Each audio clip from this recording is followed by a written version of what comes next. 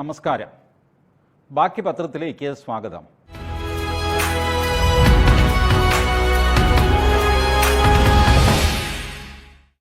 ജമാഅത്തെ ഇസ്ലാമി എന്ന സംഘടന നമ്മുടെ പുൽവാമ ഭീകരാക്രമണത്തിന് ശേഷം കാശ്മീരിൽ 5 വർഷത്തേക്ക് നിരോധിക്കപ്പെട്ടു.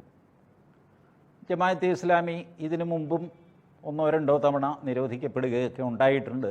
അവരതിൽ നിന്ന് രക്ഷപ്പെടുകയും ചെയ്തു. കേരളത്തിൽ ജമാഅത്തെ ഇസ്ലാമിയെ അറിഞ്ഞുകൂടാത്തവർ ആരുമുണ്ടാകും എന്നെനിക്ക് തോന്നുന്നില്ല. വളരെ ശക്തമാണ് കേരളത്തിൽ ജമാഅത്തെ ഇസ്ലാമിയുടെ പ്രവർത്തനം. ജമാഅത്തെ ഇസ്ലാമിയുടെ അവരുടെ ചാനലാണ് മീഡിയ 1 എന്ന മലയാളം ചാനൽ, വാർത്താ ചാനൽ. അവരുടെ പത്രമാണ് മാധ്യമം എന്ന സാമാന്യം തരക്കേടില്ലാത്ത സർക്കുലേഷനുള്ള പത്രം.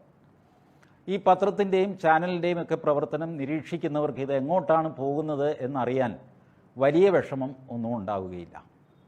ഭാരതത്തിൽ ഒരുപാട് മുസ്ലിം സംഘടനകളുണ്ട്. അതിൽ സാധാരണ സാമൂഹ്യ പ്രവർത്തനം നടത്തുന്നവരുണ്ട്, രാഷ്ട്രീയ പ്രവർത്തനം നടത്തുന്നവരുണ്ട്. അതിനപ്പുറം ലോക മുസ്ലിങ്ങൾ പാൻ ഇസ്ലാം എന്നൊരു കൺസെപ്റ്റോടുകൂടി ലോകം മൊത്തം ഇസ്ലാമികവൽകൃതമാകണം എന്ന ആഗ്രഹത്തോടുകൂടി അതൊരു ഖലീഫയുടെ കീഴിൽ ഒരൊറ്റ ഭരണത്തിൻ കീഴിൽ, ഇസ്ലാമിക ഭരണത്തിൻ കീഴിൽ വരണം എന്നാഗ്രഹിച്ചുകൊണ്ട് പ്രവർത്തിക്കുന്ന സംഘടനകളുമുണ്ട്. അതിൽ പ്രബലമായ ഒരു സംഘടനയാണ് 1942 സ്ഥാപിക്കപ്പെട്ട ജമാഅത്തെ ഇസ്ലാമി. ജമാഅത്തെ ഇസ്ലാമി ഇന്ത്യയിലുണ്ട്, ബംഗ്ലാദേശിലുണ്ട്. അവിടെ അവർ നിരോധിക്കപ്പെട്ടു. ഓർക്കണം, ബംഗ്ലാദേശ് ഒരു മുസ്ലിം രാജ്യമാണ്, എന്നിട്ട് തന്നെ ജമാഅത്തെ ഇസ്ലാമിയെ നിരോധിച്ചിരിക്കുക. പാകിസ്ഥാനിലുണ്ട്. ഇവരൊക്കെ ചേർന്ന ഒരു കൂട്ടുകെട്ടും നിലവിലുണ്ട്. ചോദിച്ചാൽ അവർ പറയും, ആ ജമാഅത്തെ ഇസ്ലാമിയല്ല, ഈ ജമാഅത്തെ ഇസ്ലാമി. ജമാഅത്തെ ഇസ്ലാമി ഹിന്ദ് എന്നാണ് ഭാരതത്തിലെ ജമാഅത്തെ ഇസ്ലാമിയുടെ പേര്. ഞങ്ങൾക്ക് പാകിസ്ഥാനും ബംഗ്ലാദേശുമായിട്ട് ബന്ധമൊന്നുമില്ല എന്ന് പറയും. പക്ഷേ ഇവരുടെ വാർത്തകൾ, ഇവരുടെ ചേഷ്ടകൾ, ഇവരുടെ ലേഖനങ്ങൾ, ഇവരുടെ പ്രവർത്തനങ്ങൾ സാമാന്യ രീതിയിൽ നിരീക്ഷിച്ചാൽ തന്നെ, കൂടുതൽ വലിയ ഗവേഷണമൊന്നും വേണ്ട, സാമാന്യ രീതിയിൽ നിരീക്ഷിച്ചാൽ നിങ്ങൾക്ക് മനസ്സിലാകും ഇതെല്ലാം ഒന്ന് തന്നെയാണ്, വേറെ വേറെ ഉടുപ്പിട്ടുന്നേ ഉള്ളൂ. ഇത് ഏകദേശം എല്ലാവർക്കും അറിയാവുന്ന കാര്യം. ഇതിൽ അത്ഭുതപ്പെടുത്തുന്ന ഒരു കാര്യം, ജമാഅത്തെ ഇസ്ലാമിയെ കാശ്മീരിൽ നിരോധിച്ചു കഴിഞ്ഞപ്പോൾ ഞാൻ വിചാരിച്ചത് കേരളത്തിൽ വൻ ബഹളവും കോലാഹലവും ചർച്ചയും ഉണ്ടാകും എന്നാണ്. ഉണ്ടായില്ല. ആ വാർത്ത തന്നെ നേരെ ചൊവ്വേ റിപ്പോർട്ട് ചെയ്യാൻ മാധ്യമങ്ങൾക്ക് പേടിയായിരുന്നു. പല മാധ്യമങ്ങളും ഈ പാതിരാത്രിക്ക് 11 മണി 11:30 ആകുമ്പോൾ നിങ്ങൾ കണ്ടു കാണും, FIR, ക്രൈം റിപ്പോർട്ട് എന്നൊക്കെ പറഞ്ഞിട്ട് അന്ന് നടന്ന അക്രമ പ്രവർത്തനങ്ങളുടെ റിപ്പോർട്ട്. ഇതിൻ്റെ കൂടെയാണ് ചില മാധ്യമങ്ങൾ ജമാഅത്തെ ഇസ്ലാമിയുടെ നിരോധനം കൂടെ കാണിച്ചത്. കാരണം അത്രയ്ക്ക് ഗോപ്യമായിട്ട് വാർത്ത കൊടുത്തോന്ന് ചോദിച്ചാൽ കൊടുത്തു എന്ന് വരണം, എന്നാൽ കാര്യമായിട്ട് ആരും അറിയാനും പാടില്ല.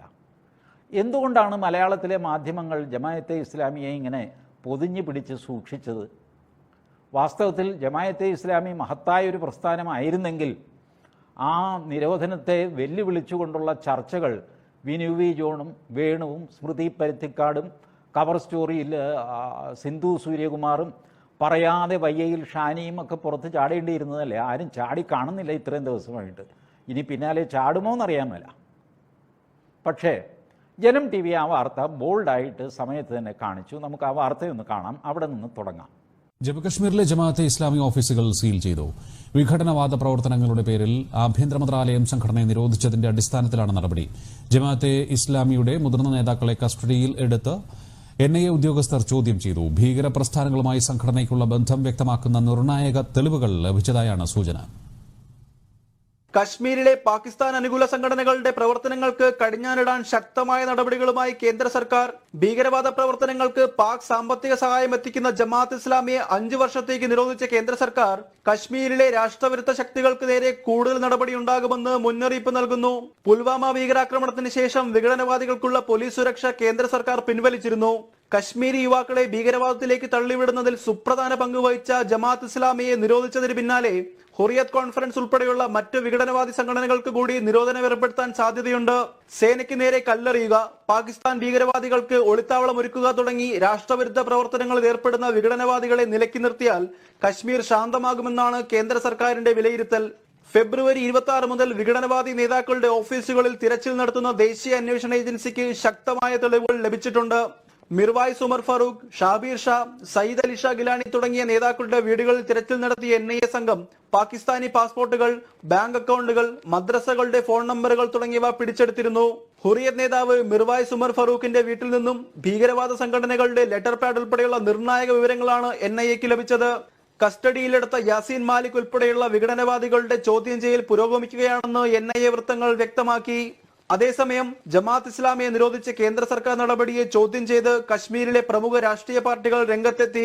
PDPയുടെയും നാഷണൽ കോൺഫറൻസിന്റെയും നേതൃത്വത്തിൽ നടന്ന പ്രതിഷേധം അക്രമാസക്തമായി. ഭീകരവാദികൾക്കെതിരെ വിട്ടുവീഴ്ചയില്ലാത്ത നടപടി ഉണ്ടാകുമെന്ന് കേന്ദ്ര ആഭ്യന്തരമന്ത്രി രാജ്നാഥ് സിംഗ് വ്യക്തമാക്കി. ജനം, ഡൽഹി. അപ്പോൾ ഇതാണ് വാർത്ത. ഇത് കേരളത്തിലെ മറ്റ് മാധ്യമങ്ങളൊന്നും കാണിച്ചില്ല. ഇത് മാത്രമല്ല, ജമ്മു കാശ്മീരിലെ ജമാഅത്തെ ഇസ്ലാമിയുടെ എല്ലാ ഓഫീസുകളും NIA സീൽ ചെയ്തു. 52 കോടിയുടെ ക്യാഷ് ഫ്രീസ് ചെയ്തു, അനക്കാൻ പറ്റാത്ത രീതിയിലാക്കി. 250 300 നേതാക്കന്മാരെ പിടികൂടി, ചിലരൊക്കെ ജയിലിലായി, ചിലർ ചോദ്യം ചെയ്യൽ ഘട്ടത്തിലാണ്. ഈ വാർത്തയും മറ്റ് മാധ്യമങ്ങൾക്ക് ഇതൊന്നും റിപ്പോർട്ട് ചെയ്യാൻ പ്രയാസമുണ്ടായില്ല. ഞാൻ ആ ഒരു വാർത്തയും കൂടെ നിങ്ങളെ കാണിച്ചു തരാം, കണ്ടോളൂ. इस वक्त की बड़ी खबर जम्मू कश्मीर से है। कश्मीर में जमाते इस्लामी के खिलाफ बड़ी कार्रवाई हुई है। सरकार ने श्रीनगर में जमाते इस्लामी के 70 बैंक खाते सीज कर दिए हैं। जमाते इस्लामी का 52 करोड़ कैश फ्रीज किया गया है। 1000 से ज्यादा धार्मिक संस्थान सील करने के लिए भी तैयारी चल रही है। अब तक जमाते इस्लामी के 200 मेंबर हिरासत में भी लिए गए हैं। അപ്പോൾ ഇത് ഹിന്ദിയിലെ ഒരു പ്രമുഖ ചാനലാണ്. അവർക്കിതൊന്നും കാണിക്കാനൊരു മടിയുമില്ല, ഇതൊന്നും വിളിച്ചു പറയാനും മടിയില്ല. കേരളത്തിലെ മാധ്യമങ്ങൾ ഒരു കുഴപ്പത്തിലാണ്. അവർക്ക് ഈ ജമാഅത്തെ ഇസ്ലാമിയെ സംരക്ഷിക്കണമെന്നുണ്ട്. ഇപ്പോഴത്തെ അവസ്ഥയിൽ ഈ വാർത്ത കൊടുത്തു കഴിഞ്ഞാൽ പൊതുജനം ജമാഅത്തെ ഇസ്ലാമിക്ക് എതിരായിട്ട് ചിന്തിക്കും എന്നൊരു പേടിയുണ്ട്. കാരണം ജമാഅത്തെ ഇസ്ലാമിയുടെ ചെയ്തികളെല്ലാം പുറത്തു വരുമല്ലോ. എന്തുകൊണ്ട് കാശ്മീരിൽ നിരോധിച്ചു എന്ന് പറയുമ്പോൾ അതിൻ്റെ കാരണങ്ങൾ വ്യക്തമാക്കേണ്ടി വരും. കല്ലെറിയാൻ കാശ് കൊടുക്കുക, കുത്തിത്തിരിപ്പുണ്ടാക്കാൻ കാശ് കൊടുക്കുക, അവരെ പഠിപ്പിക്കുക, കൊച്ചു പിള്ളേരെ ചെറുപ്പം മുതലേ ഇതിനുള്ള ട്രെയിനിങ് ഒക്കെ കൊടുക്കുക, മാനസികമായിട്ട് അവരെ ഭാരതത്തിനെതിരെ പരുവപ്പെടുത്തുക, ഈ പണിയെല്ലാം ജമാഅത്തെ ഇസ്ലാമി നിതാന്തമായിട്ട് നിസ്തന്ത്രമായിട്ട് നടത്തിക്കൊണ്ടിരിക്കുന്നു. ഇതിൻ്റെ വിവരങ്ങൾ പുറത്തു വന്നെങ്കിലോ എന്ന് ഭയന്നിട്ടാണ് നിരോധനം പോലും വേണ്ട രീതിയിൽ വാർത്തയോ ചർച്ചയോ ആക്കാതെ കേരളത്തിലെ മാധ്യമങ്ങൾ മൂടിക്കളഞ്ഞത്. അതിൻ്റെ രസം എന്താണെന്ന് വെച്ചാൽ അവരുടെ സ്വന്തം ചാനലായ മീഡിയ വൺ പോലും ഇത് ഗൗരവമായിട്ട് ചർച്ച ചെയ്യാൻ ഇതുവരെ തയ്യാറായിട്ടില്ല എന്നുള്ളതാണ്. അപ്പോൾ എത്ര കണ്ട് പേടിക്കുന്നു പൊതുജനങ്ങളെ എന്ന് ആലോചിച്ച് നോക്കുക. ഇത് വലിയൊരു പ്രശ്നമാണ്. ഇവരെ സപ്പോർട്ട് ചെയ്തിട്ട് കാശ്മീരിൽ PDPയും നാഷണൽ കോൺഫറൻസും ഒക്കെ രംഗത്ത് വന്നു. വലിയ ജാഥകൾ നടത്തി, അക്രമാസക്തമായ വലിയ മുദ്രാവാക്യങ്ങളുണ്ടായി. അവരുടെ കൂടെ നമ്മുടെ ഫറൂഖ് അബ്ദുള്ളയുടെ നാഷണൽ കോൺഫറൻസും ഉണ്ട്. കോൺഗ്രസിൻ്റെയും കുറച്ചാണെങ്കിലും കമ്മ്യൂണിസ്റ്റ് പാർട്ടിയുടെയും സഹായം അവർക്കവിടെ കിട്ടുന്നുമുണ്ട്. ഒരു MLA മറ്റോ ഉണ്ട് CPMന് അവിടെ. മതിയല്ലോ, 5 നാനാഴി ഒരെണ്ണം ഉണ്ടെങ്കിൽ മതി അത് കലങ്ങി അലമ്പാക്കാൻ. അതുകൊണ്ടാണ് അവരുടെ മുദ്രാവാക്യം കനലൊരു തരിമതി. കേട്ടിട്ടില്ലേ? ഒരു തരിമതി പണ്ടാരടങ്ങി എല്ലാം കൂടെ കത്തിപ്പോവാനായിട്ട്. അതുകൊണ്ടാണ് ഒരു തരി പോലും അവശേഷിക്കാതെ ഇത് കേരളത്തിൽ നിന്ന് നിശേഷം ഈ കമ്മ്യൂണിസ്റ്റ് പാർട്ടികളെ പിഴുതെറിയണം എന്ന് എന്നെപ്പോലുള്ളവർ ആവശ്യപ്പെടുന്നത്. കാരണം ഇതിലെ ചെറിയൊരു വേര് കിടന്നാൽ മതി, അത് മുളച്ച് നാളെ വലിയ ശല്യമായിട്ട് മാറും. ഈ അവിടെ ഇവിടെയൊക്കെ കെട്ടിടത്തിൽ ആലുകൾ നിൽക്കുന്ന പോലെയായത്. നമ്മൾ എങ്ങനെയൊക്കെ പറിച്ചു കഴിഞ്ഞാലും, മണ്ണെണ്ണ ഒഴിച്ചാലും ഡീസൽ ഒഴിച്ചാലും കുത്തിപ്പറിച്ച് കളഞ്ഞാലും എന്തൊക്കെ ചെയ്ത് കഴിഞ്ഞാൽ പിന്നെ ഇത് മുളച്ചു വരും. അതുകൊണ്ട് നമ്മൾ വളരെ ശ്രദ്ധാലുക്കളായിട്ട് ഇത്തരം പ്രസ്ഥാനങ്ങളെ കൈകാര്യം ചെയ്യേണ്ടിയിരിക്കുന്നു. ഏതായാലും PDP നേതാവ് മെഹബൂബ മുഫ്തിയുടെ ആ പ്രസംഗവും അവരുടെ പ്രകടനവും നമുക്കൊന്ന് കാണാം. मगर तिमन खिलाफ कोई एक्शन जमात इस्लामी यस अख बाइज्जत जमात यस अख सयासी जमात यम सैलाबस मज लुकन मदद कर यम बुनियस मज लुकन मदद कर यम आज गरीब बच्चन परनावन तालीम दिवान स्कूल चलावान बाकी मदद करान हॉस्टल तीन चलान बाकी इदार चलान वनकस आव तिमनी पे हमल कर बहुत उम्मीद करान कि मेन नौजवान बई बुजुर्ग नेरन वनकस सड़कन पे अत खिलाफ कर एहतजाज कि കൊള്ളാം. മെഹബൂബ മുഫ്തി പറയുന്നത് ജമായത്തെ ഇസ്ലാമി ഒരു ജീവകാരുണ്യ പ്രസ്ഥാനമാണ്. കേരളത്തിൽ നിങ്ങൾ കണ്ടു കാണും, സോളിഡാരിറ്റി എന്നുള്ള പേരിൽ ജീവകാരുണ്യം നടത്തുക. അവർക്ക് ആംബുലൻസ് ഉണ്ട്, ഇഷ്ടംപോലെ കാശുണ്ടല്ലോ, എവിടെ നിന്ന് വരുന്നു എന്ന് ഞാൻ പറയണ്ട. ഈ കാശൊക്കെ വെച്ചിട്ട് ജീവകാരുണ്യ പ്രവർത്തനം നടത്തും. ഇപ്പോൾ മെഹബൂബ മുഫ്തി പറയുന്നത് ജമായത്തെ ഇസ്ലാമി ആശുപത്രി നടത്തുന്നു, ഹോസ്റ്റൽ നടത്തുന്നു, വിദ്യാർത്ഥികൾക്ക് സൗജന്യ വിദ്യാഭ്യാസം ചെയ്തു കൊടുക്കുന്നു. ആ വിദ്യാഭ്യാസത്തിൻ്റെ കണ്ടൻറ് എന്താണ്, അതിൻ്റെ ഉള്ളടക്കം എന്താണെന്നുള്ളത് വേറെ കാര്യം. അപ്പോൾ ഇതൊക്കെ ചെയ്യുന്ന, ധാർമ്മിക വൃത്തി ചെയ്യുന്ന ഒരു പാവം സംഘടന, അവരെയാണ് നിരോധിച്ചിരിക്കുന്നത്. നിരോധനം ശരിയല്ല എന്നുള്ളതാണ് അവരുടെ വാദം. കേരളത്തിൽ ജമായത്തെ ഇസ്ലാമി എന്ന് കേട്ടുകഴിഞ്ഞാൽ എങ്ങനെ പോയാലും ഒരു മുസ്ലിം സംഘടനയാണെന്ന് മനസ്സിലാകുമല്ലോ. അതുകൊണ്ട് അതിൽ ഒരു യുവജന സംഘടന ഉണ്ടാക്കി, സോളിഡാരിറ്റി. സോളിഡാരിറ്റി ഒരു സാധാരണ ഇംഗ്ലീഷ് വാക്കാണ്, ഐക്യദാർഢ്യം, ഇത്രയല്ലേ ഉള്ളൂ. അപ്പോൾ അതിൻ്റെ പ്ലാറ്റ്ഫോമിൽ ആർക്ക് വേണമെങ്കിലും പോകാം. അപ്പോൾ നമ്മുടെ മതേതരവാദികളായ ചില ഹിന്ദുക്കൾ ജമായത്തെ ഇസ്ലാമിയുടെ സ്റ്റേജിൽ കയറിയാൽ കുഴപ്പമായെങ്കിലോ എന്ന് അറച്ചു നിൽക്കുന്നവർക്ക് കയറാനായിട്ട് ഒരു ഇൻ്റർമീഡിയറ്റ് സ്റ്റേജ്, ഏത് സ്വർഗരാജ്യത്തിലേക്കുള്ള ആദ്യത്തെ പടി, ജമായത്തെ ഇസ്ലാമിയുടെ ആ ധൃതരാഷ്ട്ര അലങ്കരത്തിലേക്കുള്ള ആദ്യത്തെ പടിയായിട്ട് സോളിഡാരിറ്റി വെച്ചു കൊടുത്തു. സോളിഡാരിറ്റിയിൽ പ്രസംഗിക്കാൻ എല്ലാവരും പോകും. നമ്മളുടെ CR നീലകണ്ഠൻ ഇതുപോലെ അടിമുടി ചോരയിൽ, അസ്ഥിയിൽ, മജ്ജയിൽ വരെ മതേതരത്വമുള്ള ചരക്കുകളുണ്ടല്ലോ. ഇവരൊക്കെ സോളിഡാരിറ്റി എന്നുള്ള പേരിൽ അതിനകത്ത് കയറും. ജീവകാരുണ്യം, ആശുപത്രി, ആംബുലൻസ്, വീണ് കിടക്കുന്നവനെ എടുത്തുകൊണ്ട് പോവുക, ചുമ്മാ ഇരിക്കുന്നവനെ മതം മാറ്റുക, പെണ്ണുങ്ങളെ തട്ടിക്കൊണ്ടുപോയിട്ട് ഖുറാൻ ഓതി കൊടുത്തിട്ട് ഞാൻ ഇങ്ങനെയാണ് അങ്ങനെയാണെന്ന് പറഞ്ഞിട്ട് അച്ഛനമ്മമാരെ വെല്ലുവിളിക്കുന്ന സ്വഭാവം ഉണ്ടാക്കി കൊടുക്കുക. ഇതൊക്കെയാണ് ജീവനും കാരുണ്യവും ഒക്കെ ആയിട്ട് പ്രവഹിക്കുന്നത്. ഈ നമ്പറൊന്നും കാശ്മീരിൽ ഇനിയും വേണ്ട എന്നാണ് നരേന്ദ്രമോദിയുടെയും രാജ്നാഥ് സിംഗിൻ്റെയും തീരുമാനം. അതുകൊണ്ടാണ് ഇവരെ നിഷ്കരുണം നിരോധിച്ചത്. ഇതേ ആൾക്കാർ, ഈ ജീവകാരുണ്യക്കാർ പാകിസ്ഥാനിൽ പ്രസംഗിക്കുന്നത് എന്താണെന്നറിയാമോ? പാകിസ്ഥാനിൽ ഇവർ പ്രസംഗിക്കുന്നത് 40 സൈനികന്മാരെ കൊന്നൊടുക്കിയ നമ്മുടെ രക്തസാക്ഷി, ഏതാ ചെറുക്കൻ, പുൽവാമയിൽ 350 കിലോ സ്ഫോടക വസ്തുവുമായിട്ട് കാറിൽ കയറ്റിയിട്ട് പട്ടാളക്കാരുടെ ബസ്സിന് നേരെ പോയി ഇടിച്ച് പണ്ടാരണമാക്കി കളഞ്ഞ ആ ചെറുക്കൻ അവർക്ക് രക്തസാക്ഷിയാണ്, ഫിദായിൻ, രക്തസാക്ഷി. ഈ ചെറുപ്പക്കാരൻ മരിച്ച് സ്വർഗത്തിൽ നിന്ന് കഴിയുമ്പോൾ 1ഉം 2ഉമല്ല 72 സുന്ദരിമാരാണ് ഇയാളെ പരിചരിക്കാൻ. 72 എണ്ണം അങ്ങനെ എങ്ങാണ്ട് എഴുതി വെച്ചിട്ടുണ്ട് പോലും, എവിടെയാണെന്ന് എനിക്കറിയാമല്ല കേട്ടോ. അവർ പറഞ്ഞ് പ്രചരിപ്പിക്കുന്നത് നിങ്ങൾ എത്ര അമുസ്ലിങ്ങളെ കൊല്ലുന്ന ആ സംഘർഷത്തിൽ നിങ്ങൾ മരിക്കുകയാണെങ്കിൽ നിങ്ങൾ രക്തസാക്ഷിയാണ്, അല്ലാഹുവിന് പ്രിയപ്പെട്ടവനാണ്. അവിടെ ചെന്ന് കഴിയുമ്പോൾ മദ്യപ്പുഴ, നമ്മുടെ ഭാരതപ്പുഴയും പെരിയാറും ഒക്കെ ഒഴുകുന്നില്ലേ, ഇതുപോലെ മദ്യം ഒഴുകും. ചുമ്മാ അങ്ങ് കോരി കുടിച്ചാൽ മതി, അല്ലെങ്കിൽ ഇറങ്ങി കുളിക്കാം, ഫുൾ മുങ്ങാം. 72 എണ്ണം വേറെ, 72 ആളാം വീത് 72 വെച്ച് അലോട്ട് ചെയ്യും, ചെല്ലുന്നവന്. പിന്നെ ഇവനെന്താ പരമാനന്ദമല്ലേ? ഇതൊക്കെ പറഞ്ഞിട്ടാണ് ഈ ചെറുപ്പക്കാരെയൊക്കെ കൊണ്ട് ബോംബൊക്കെ എടുപ്പിച്ചിട്ട്. എന്തൊരു കഷ്ടം ദൈവമേ! ഇങ്ങനൊരു ദൈവമുണ്ടോ? എടാ, വല്ലവനെയും കൊന്നിട്ട് ഇവിടെ വന്നു കഴിഞ്ഞാൽ ഞാൻ 72 പെണ്ണുങ്ങളെ തുണിയില്ലാതെ നിനക്ക് തന്നേക്കാന്നൊക്കെ പറയുന്നു. എന്തൊരു മ്ലേച്ഛമായ ചിന്തയാണ്, എന്തൊരു പ്രചാരണമാണ്! ഇതൊക്കെ പണ്ടേ നിരോധിക്കേണ്ടതായിരുന്നു. എനിക്ക് സത്യം പറഞ്ഞു കഴിഞ്ഞാൽ നമ്മളുടെ പ്രധാനമന്ത്രിയുടെ ചില സമയത്തെ വിശാല ഹൃദയത്വം എനിക്ക് പിടിക്കാറില്ല. ഒരുമാതിരിപ്പെട്ട സകല പോക്രിത്തരവും പുള്ളി പോട്ടെ എന്ന് വിചാരിക്കും. പുള്ളി പോട്ടെ എന്ന് വയ്ക്കും തോറും ഇവന്മാർ തലയെ കയറിയിട്ട് ഭരതനാട്യവും കഥകളിയും കളിക്കുന്നു. അതാണ് എൻ്റെ പരാതി. ഇപ്പം അദ്ദേഹം പറയുന്നുണ്ട് ഞാൻ വീട് കയറി തല്ലും, എൻ്റെ ക്ഷമയ്ക്കൊരു പരിധിയുണ്ട് എന്ന് അദ്ദേഹം പോലും പറയുന്നു. നിങ്ങളൊന്ന് ആലോചിച്ച് നോക്കിയേ, എന്തെല്ലാം പോക്രിത്തരവ് ഈ നാട്ടിൽ നടക്കുന്നത്. എന്ത് ജമായത്തെ ഇസ്ലാമി? ഇവരവിടെ പാകിസ്ഥാനിൽ ഇവർ പ്രസംഗിക്കുന്നത് ഇനിയും ഭാരതത്തെ ഞങ്ങൾ ആക്രമിക്കും, ഇനിയും കൊല്ലും, ഇതുകൊണ്ട് തീർന്നിട്ടില്ല. ഇതാണ് അവിടുത്തെ പ്രസംഗം. ഇത് കേട്ടു നോക്കിയോ, അല്പസ്വല്പം ഹിന്ദി ഉറുദു അറിയാവുന്നവർക്ക് മനസ്സിലാവും, കേട്ടോളൂ. पुलवामा में जो अटैक हुआ, हम ये समझते हैं कि वो कश्मीरियों का जज्बा हुर्रियत है, वो जिहाद है, और दुनिया को जिहाद और दहशतगर्दी में फर्क करना चाहिए। हमारे शाहीनों ने भारतीय सुरमाओं को जो खाक में मिलाया है, उनका गुरूर खाक में मिलाया है, उनको सलामी अकीदत पेश करते हैं। ബിസ്മില്ലാഹിർറഹ്മാനിർറഹീം.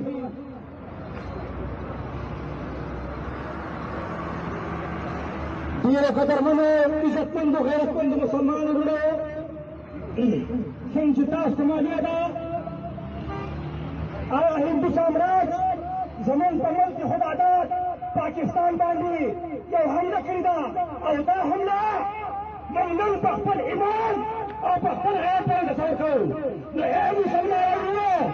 बच्चा की गैरत थी। आधा कश्मीर भी हमने जिहाद के जरिए ही हासिल किया था, पूरा कश्मीर भी हम इसी तरह हासिल कर सकते हैं। इसके लिए पूरी कौम एक है, इकट्ठी है, हम कुर्बानियां देने के लिए भी तैयार हैं। അവസാനം പറഞ്ഞതെങ്കിലും ക്ലിയർ ആണല്ലോ. പകുതി കാശ്മീർ ഞങ്ങൾ തീവ്രവാദ പ്രവർത്തനത്തിലൂടെയാണ് നേടിയെടുത്തത്, ബാക്കി കാശ്മീരും അതുപോലെ ഞങ്ങൾ നേടിയെടുക്കും. വലിയ ബഹളമൊന്നുമില്ലാതെ മാറ്റർ ഓഫ് ഫാക്റ്റായിട്ട് ആ മനുഷ്യൻ പറയുകയാണ്. ഇതാണ് ജമാഅത്തെ ഇസ്ലാമിയുടെ യഥാർത്ഥ മുഖം. ഈ മുഖം കാണാതെ അവരുടെ ഒരു ആംബുലൻസ് കാണുമ്പോൾ കണ്ണ് മഞ്ഞളിച്ചു പോകുന്ന ടീമാണ് നമ്മളുടെ മതേതരവാദികൾ. വാസ്തവത്തിൽ മതേതരത്വം എന്ന് പറഞ്ഞാൽ ഏകദേശം ഇസ്ലാമിലേക്ക് ആളെ റിക്രൂട്ട് ചെയ്യുന്നൊരു കലാപരിപാടി എന്നുള്ള അർത്ഥത്തിലേക്ക് ഇപ്പോൾ വന്നു ചേർന്നിരിക്കുന്നു. അല്ല, ഇത് ഞാൻ എന്തെങ്കിലും പറഞ്ഞു കഴിഞ്ഞാൽ ഞാൻ കുറ്റക്കാരൻ, വർഗീയവാദി, ഹിന്ദു തീവ്രവാദി, കൊള്ളരുതാത്തവൻ ഇരിക്കട്ടെ. ഇതൊന്നുമല്ലാത്ത മാന്യനാണല്ലോ professor M N Karassery. M N കാരശ്ശേരിയെ എല്ലാവരും അറിയും. കാരശ്ശേരിയുടെ വാക്കുകൾ നമുക്കൊന്ന് കേട്ടു നോക്കാം. 20കളിൽ ഈജിപ്തിൽ ആരംഭിച്ച ഹസനുൽ ബന്നയുടെ ഇഖ്വാനുൽ മുസ്ലിമൂൻ, മുസ്ലിം ബ്രദർഹുഡ് എന്നുള്ള പ്രസ്ഥാനം, 40കളിൽ അവിഭക്ത ഇന്ത്യയിൽ ആരംഭിച്ച ജമാഅത്തെ ഇസ്ലാമി എന്നുള്ള പ്രസ്ഥാനം, ഇവരൊക്കെ പറയുന്ന ഒറ്റ ഒന്നാണ്. അതെന്താ വെച്ചാൽ അത് മനസ്സിലാക്കാൻ വളരെ ലളിതമാണ്, അതിൻ്റെ ആശയം വളരെ ലളിതമാണ്.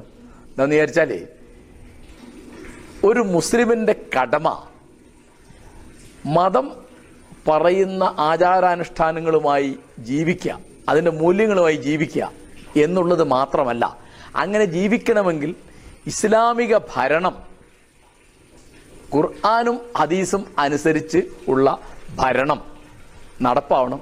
ആ തരം ഭരണത്തിന് വേണ്ടി പ്രവർത്തിക്കണം.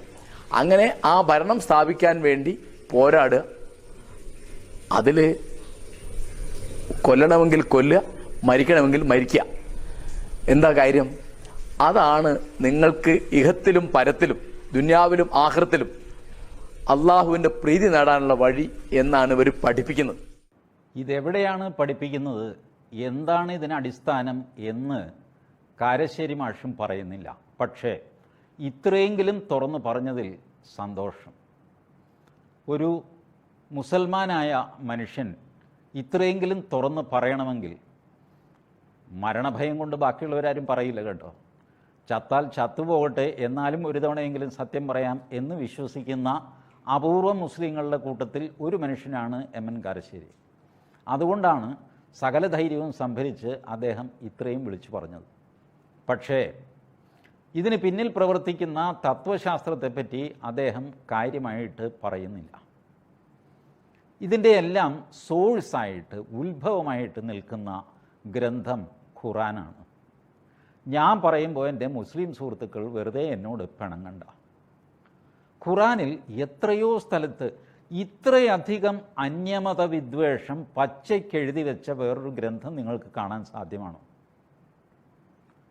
ഹിന്ദു എന്നുള്ള വാക്ക് അതിനകത്തില്ല. കാരണം ഒരുപക്ഷെ അന്ന് അല്ലാഹുവിനോ മുഹമ്മദിനോ ഹിന്ദു ഉണ്ടെന്ന് അറിയില്ലായിരുന്നു.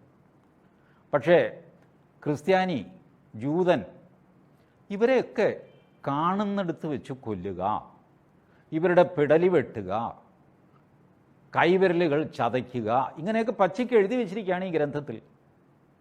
കരാർ ലംഘകരാണ്, കരാർ ലംഘിച്ചു കഴിഞ്ഞാൽ കഴുത്ത് വെട്ടുവോ? ഇതെന്ത് പരിപാടി? കരാർ ലംഘിച്ചു കഴിഞ്ഞാൽ ഇപ്പം നിയമവും കോടതിയും ഒന്നും ഇല്ലാത്ത കാലത്ത് എഴുതി വെച്ചതാണെങ്കിൽ പോലും അന്നും ഒരു പഞ്ചായത്ത് പോലെ ആൾ കൂടിയിട്ട് എന്താ സംഭവം എന്നൊക്കെ നോക്കിയിട്ടല്ലേ ഒരുത്തൻ്റെ തല വെട്ടുന്നത്. കരാർ ലംഘിച്ചു കഴിഞ്ഞാൽ തല വെട്ടുമെന്ന് പറയുന്നത് അതെങ്ങനെ ന്യായമാകും?